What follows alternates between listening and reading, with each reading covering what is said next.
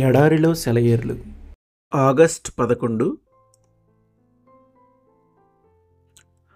అంజూరపు చెట్లు పూయకుండినను, ద్రాక్ష చెట్లు ఫలింపకపోయినను, ఒలీవ చెట్లు కాపులేకయుండినను, చేనులోని పైరు పంటకు రాకపోయినను, గొర్రెలు దొడ్డిలో లేకపోయినను, శాలలో పశువులు లేకపోయినను, నేను యెహోవా యందు ఆనందించెదను.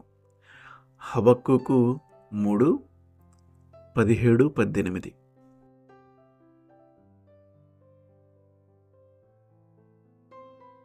ఇక్కడ ఉదహరించిన పరిస్థితి ఎంత నికృష్టంగా ఉందో చూడండి.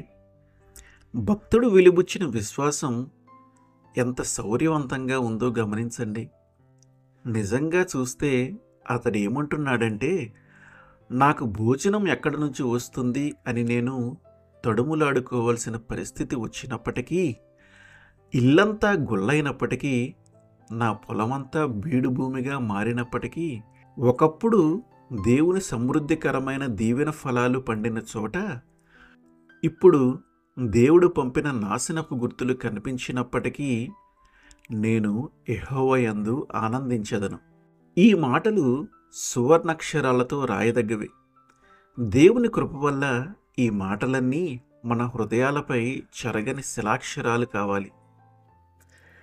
ఈ వాక్యంలో మనకు తోచే భావం ఏమిటంటే, భక్తుడు తన కష్ట సమయంలో దేవుని వద్దకు పారిపోతానంటున్నాడు. ఈ దురదృష్టకరమైన సంఘటనల మధ్య అతడు ఆత్మలో నిబ్బరంగా ఉంటాడు. ఇన్ని ఆపదలు వాటిల్తున్నప్పటికీ దేవునిలో ఒక పరిశుద్ధమైన ఆనందాన్ని కలిగి ఉంటాడు. ఆయన నుండి తనకేదో దక్కబోతున్నదని సంతోషంగా ఎదురు చూస్తుంటాడు. ఇది ఎంత గంభీరమైన నిశ్చయత, ఎంత కీర్తివంతమైన విశ్వాసం, ఎంత అజేయమైన ప్రేమ.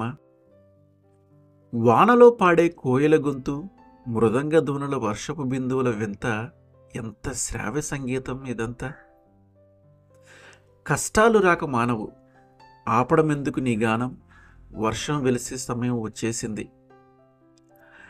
తేలిక మనసుతో బాధలను ఎదిరించిన వాడు వాటిని తేలిక చేసుకుంటాడు. కన్నీరు కార్చిన వాడు కమ్మని పాట వింటాడు. వానలో పాడే కోయిలమ్మ, అర్థమైంది నీ గీతంలోని మధురిమ, అందులోని సందేశ గరిమ, మబ్బు ముసిరినప్పుడే పాటకు సమయం. ఆమెన్.